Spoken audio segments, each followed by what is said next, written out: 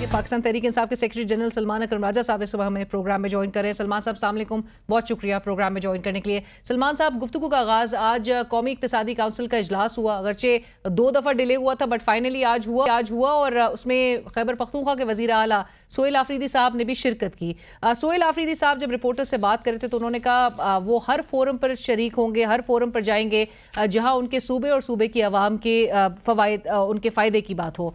सो आप समझते हैं कि ये बेहतर सही डिसीजन था, दुरुस्त फैसला था सोहेल आफरीदी साहब का इस इजलास में शिरकत करने का? क्योंकि on the contrary social media पे भी आपके जो कारकुनान हैं वो बड़ा एक गम और गुस्से का इजहार कर रहे हैं कि हर किसी से वो इंगेज कर रहे हैं, मुलाकात कर रहे हैं, हर फोरम पे वो शरीक भी हो रहे हैं, लेकिन उसके एवज आप अब तक इमरान खान साहब से एक मुलाकात तक नहीं हासिल कर सके। देखिए, मेरी बात हुई है मुज़म्मिल असलम साहब से जो सूबा खैबर पख्तूनख्वा के मुशीर हैं इक़्तिसादियात के, वो वज़ीर आला साहब के हमरा थे और बिल्कुल मैं समझता हूँ उनका हर फोरम में शिरकत करना एक आइनी फरीज़ा भी है और अपने सूबे के हुकूक की बात करना बिल्कुल उन पर वाजिब है। जो बात हुई वहाँ वो इस तरह थी, एक तो ये कहा गया कि जो NFC अवार्ड है उसको अपडेट किया जाए, यानी कि NFC अवार्ड आप जानती हैं 7वां NFC अवार्ड उस वक्त मुरतब हुआ था जब फाटा सूबा खैबर पख्तूनख्वा में ज़म नहीं हुआ था। ये तमाम इलाका जिसको हम फाटा कहते थे ये सूबा खैबर पख्तूनख्वा में ज़म हुआ। उसके बाद होना ये चाहिए था कि जो फाइनेंस कमीशन अवार्ड है जो तयन करता है कि जो टैक्स जमा होते हैं डिविजिबल पूल में, यानी कि वो टैक्स जो वफाक ने सूबों के साथ बांटने होते हैं उसका क्या हिस्सा हर सूबे को जाना है और बिलखुसूस खैबर पख्तूनख्वा को क्या हिस्सा जाना है, तो ये हिस्सा बढ़ जाना चाहिए था इंज़माम के बाद। जब ये तमाम एजेंसियां फाटा की डिस्ट्रिक्ट्स बन गईं, ज़िले और तहसीलें बन गईं खैबर पख्तूनख्वा की, तो एक इजाफ़ा होना चाहिए था खैबर पख्तूनख्वा के हिस्से में। वो इजाफ़ा आज दिन तक नहीं हुआ और ये कई 100 अरब रुपए का नुकसान है जो सूबे को हो रहा है। तो इस हवाले से आवाज़ उठाना बिल्कुल मैं समझता हूँ वाजिब था, जायज़ था। उन्होंने ये बात की कि फ़ाइनेंस कमीशन अवार्ड को मुरतब किया जाए ताकि जो इंज़माम हुआ है वो उसको असर दिया जा सके फ़ाइनेंस कमीशन अवार्ड में भी। दूसरी बात ये की वज़ीर आला साहब ने कि अगर आपको किसी भी सूबे से और बिलखुसूस सूबा खैबर पख्तूनख्वा से किसी किस्म की माली हमांगी की ज़रूरत है, कहा यह गया कि मुल्क के स्ट्रेटिजिक कुछ असासे हैं उनके लिए पैसे की ज़रूरत है और ये पैसा जो है सूबे भी फराहम करें। वफाक तो करेगा लेकिन सूबों से भी तकाजा किया गया कि वो मुल्क के दिफा के लिए और दीगर जो हमारी स्ट्रेटिजिक ज़रूरियात हैं उनके लिए पैसे फराहम करें। तो उस हवाले से वज़ीर आला साहब ने बिल्कुल दो टोक ये कहा कि ऐसा कोई फ़ैसला खैबर पख्तूनख्वा की काबीना और खैबर पख्तूनख्वा में पाकिस्तान तहरीक इंसाफ के जो मेंबरान हैं सिर्फ उसी सूरत में कर सकेंगे या करेंगे जब इमरान खान साहब से मुलाकात हो और इमरान खान साहब से इस हवाले से हिदायत ली जाए। तो बिल्कुल ये आवाज़ उठाई गई और यही फोरम था जहाँ ये आवाज़ उठनी चाहिए थी और बिल्कुल ये कहा गया कि जब तक इमरान खान साहब की कैद तन्हाई को ख़त्म नहीं किया जाता मामलात आगे नहीं बढ़ सकते। नहीं, बट सलमान साहब आप लोग की तरफ से तो ये मुतालबा टाइम एंड अगेन रखा जा रहा है और सो के 6 माह हो चुके हैं इमरान खान साहब से मुताल्लिक कोई खबर आप तक नहीं पहुंची है, लेकिन यकीन दहानी अगलों की तरफ से क्या करवाई गई है? देखिए, ये तो एक जबर है ना, बिल्कुल गैर कानूनी जबर है। अदालतें भी इस पर खामोश हैं, हम 12 अदालतों में गए हैं। आगे से अब क्या जवाब आता है उसका इंतज़ार करेंगे। अगर वफाक को खैबर पख्तूनख्वा से किसी किस्म के ताउन की ज़रूरत है तो वफाक को खैबर पख्तूनख्वा से ताउन करना होगा, PTI से ताउन करना होगा, ये बात वाज़े कर दी गई है। अब देखते हैं आगे से क्या जवाब। सलमान साहब, आज चूँकि सोहेल आफरीदी साहब ये भी कह रहे थे कि सियासी मसाइल पर हमारी हुकूमत से बातचीत चल रही है, उम्मीद है इस पर आगे बढ़ा जाएगा और मुस्बत जवाब आएगा। अब ये बात तय है कि जिनके हवाले से कहा जाता था कि इनके पास इख्तियारात नहीं है, उन्हीं से अब तवक्को की जा रही है कि अच्छा जवाब यही देंगे, या आप अभी भी फील करते हैं कि जिनके पास असल इख्तियारात है कहीं ना कहीं उनके साथ इंगेज करना चाहिए? ये दोनों बातें हैं। देखें, अगर फाइनेंस कमीशन अवार्ड को दोबारा से तरतीब देना है तो उस पर जो दस्तखत करेंगे तो वो यही लोग करेंगे ना जो फॉर्म 47 की हुकूमत है, मुसल्लत है, तो वो तो इन्होंने ही दस्तखत करने होंगे। वो पूछ कर करेंगे, ज़ाहिर है, तो पूछें वो। तो تو اس لیے جو اس وقت اس ملک میں صورتحال ہے، جبر کی، فریب کی، ایک جھوٹ کا پورا نظام ہے جو قائم ہے، تو ہم اس نظام سے ٹکراتے بھی ہیں، ہم اس نظام کو نہیں مانتے، لیکن جو ہمارے صوبے کے عوام کے مفادات ہیں ان کو حاصل کرنے کے لیے اگر کوئی دستخط کرنا ہے، ان کو پیسے ریلیز کرنے ہیں خیبر پختونخوا کو، خیبر پختونخوا کی اب جو حیت ہے، اب جو آبادی ہے، اس کے تناسب سے تو یہ تو انہی کو کرنا ہوگا، دستخط تو بہرحال انہی کو کرنے ہوں گے۔ پر تو ہم سلمان بات صاحب ان سے کتنا کریں پریشر گے، آپ بلڈ لیکن اپ ہم کر بالکل آپ کتنا سیاسی دباؤ جو ہے وہ کریٹ کر سکیں گے؟ کیونکہ اسی سیٹ اپ کی طرف سے پہلے بھی یقین دہانی کروائی گئی۔ سہیل آفریدی صاحب نے جب بطور سی ایم چارج سنبھالا تو شہباز شریف صاحب نے ان کو کال کر کے جب مبارکباد دی تو انہوں نے کہا میں پوچھ کر بتاؤں گا، جو سہیل آفریدی صاحب نے ریلے بھی کیا ان کی یہ گفتگو۔ ابھی رانا ثناء اللہ صاحب جو کہ انہی وزیر اعظم کے مشیر بھی ہیں، وہ کہتے ہیں کہ پاکستان تحریک انصاف کی جو سیاسی اسپیس ہے وہ تو ختم ہو چکی ہے، تو آپ 9 مئی کے حوالے سے جو چارجز ہیں اور جو ذمہ دار ہے وہ آپ کو سمجھتے ہیں، اور سیاسی عمل میں آپ کو نظر آ رہا ہے کہ نہ وہ گلگت بلتستان کے الیکشنز میں آپ اس طرح سے پارٹیسپیٹ کر سکے۔ سو یہ تو بظاہر ایسا لگ رہا ہے کہ ایک بند گلی کی طرف یہ آپ کو لے کے چلے گئے ہیں اور ابھی اس میں سے کوئی وے آؤٹ نہیں دکھائی دے رہا۔ نہیں دیکھیں، وے آؤٹ تو خود ہی پیدا ہوتا ہے نا، ان کی جو نااہلی ہے، جو عوام اور ریاست کے درمیان اس وقت فاصلہ ہے، وہ آپ کو کشمیر میں نظر آ رہا ہے، وہ آپ کو اب گلگت بلتستان میں نظر آئے گا، وہ آپ کو پنجاب میں نظر آ رہا ہے۔ یہ پورا نظام اپنے جھوٹ تلے خود ہی دب جائے گا، یہ گر رہا ہے، یہ نظام جو ہے قائم نہیں رہ سکتا۔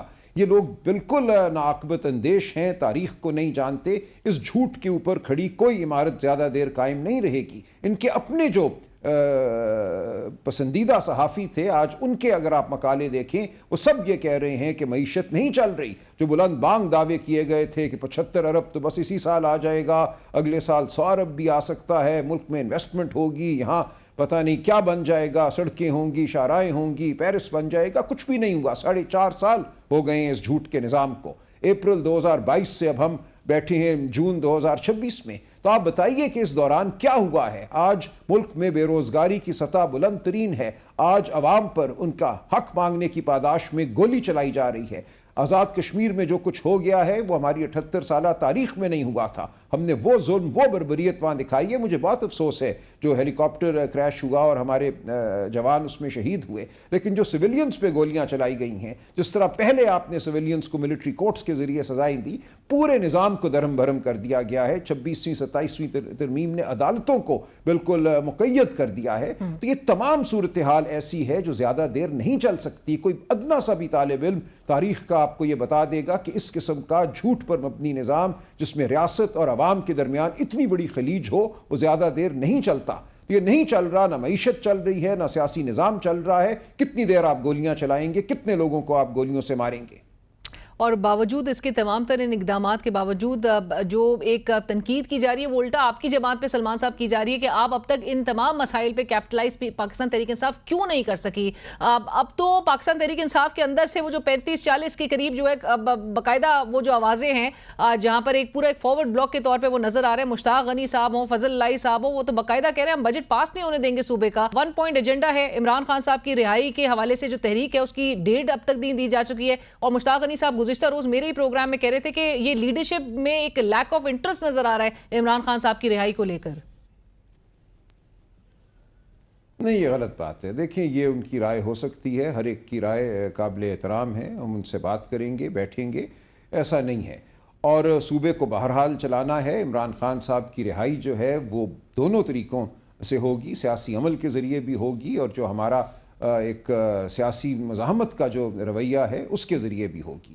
ایسا نہیں ہے کہ ہم مزاحمت نہیں کر رہے۔ آپ دیکھیں دنیا میں اس وقت جہاں مزاحمت ہوتی ہے، البینیا میں پچھلے دنوں بہت بڑے بڑے اجتماع ہوئے، سڑکوں پر ہزاروں لوگ باہر آئے، دیگر ممالک میں شورش پیدا ہوتی ہے، خلفشار پیدا ہوتا ہے، لوگ اپنی آواز بلند کرتے ہیں۔ کتنے ملکوں میں لوگوں پر گولیاں چلتی ہیں، کتنے ملکوں میں لوگوں کی جو لیڈرشپ ہے اس کو غائب کر دیا جاتا ہے، اس کو اغوا کر دیا جاتا ہے۔ آج جو فسطائیت ہے اس کی آپ کو تاریخ میں پچھلے 100 سال میں مثال کم ملے گی۔ انگریز کے دور میں بھی ایسا نہیں ہوا، چادر چار دیواری کا تقدس تھا، بچیوں پر، ماؤں بہنوں پر ہاتھ نہیں اٹھتا تھا۔ آج وہ سب کچھ ہو رہا ہے۔ تو اس سب کے ہوتے ہوئے یہ کہنا کہ آپ ابھی تک اس نظام کو گرا کیوں نہیں چکے، یہ نظام گرے گا۔ یہ نظام جھوٹ کا نظام ہے، فریب کا اور جبر کا نظام ہے، اس نے گرنا ہے۔ لیکن ایسا نہیں ہے کہ ہم کوئی چٹکی بجائیں گے اور یہ کل گر جائے گا۔ انقلاب آتے ہیں لیکن انقلاب کا کوئی ٹائم ٹیبل نہیں ہوتا۔ انقلاب عوام لاتی ہے، قوم لاتی ہے، اور یہ ہوگا اس ملک میں بھی۔ بٹ سلمان صاحب جو ہم بات کر رہے تھے کہ آپ کا ورکر جو ایک چیز دیکھ رہا ہے وہ یہ ہے کہ جن کے حوالے سے آپ تمام تر جو حالات ہیں تمام تر فسطائیت جو آپ کہہ رہے ہیں جس کا ذمہ دار آپ سمجھتے تھے ان تمام ذمہ داران کے ساتھ اگر اب اسی فورمز پہ جا کے بیٹھا جائے گا تو پھر آپ کا ورکر جو ہے وہ کنفیوز زیادہ ہوگا, وہ ورکر جو ہے وہ ریج کا شکار ہوگا کہ وہ کس کی بات سنے, وہ کس پر ٹرسٹ کرے. عمران خان صاحب کی جہاں پر علاج معالجے کے لیے بھی ذاتی معالجین اب تک ان کو ایکسس نہیں مل پایا ہے, سو وہ چیز کون بارگین کر سکے گا, کون وہ چیز نکلوا سکے گا؟ نہیں دیکھیں, بارگین اگر کرنا ہے, بات اگر کرنی ہے تو وہ تو بیٹھ کے ہی ہوگی نا. یہاں بات ہو رہی ہے صوبہ خیبر پختونخوا کے وسائل کے حوالے سے, جو ٹیکس میں ان کو حصہ ملنا چاہیے اس کے حوالے سے. نہیں لیکن آپ کو یاد ہوگا کچھ ہفتے قبل سلمان صاحب جب بیرسٹر گوہر صاحب اور سہیل آفریدی صاحب کی ملاقات محسن نقوی صاحب سے ہوئی تھی اور جو بعد میں جا کے ڈسکلوز ہوئی تھی کچھ دنوں بعد, تو بیرسٹر گوہر صاحب نے علیمہ خان صاحبہ نے جو بات سامنے رکھی وہ یہ تھی کہ بیرسٹر گوہر صاحب نے کہا کہ یہ عمران خان صاحب سے ملاقات سے متعلق تھی. سہیل آفریدی صاحب آن دا کنٹری کہہ رہے تھے کہ یہ صوبے کے امن و امان سے متعلق ہم نے ملاقات کی تھی.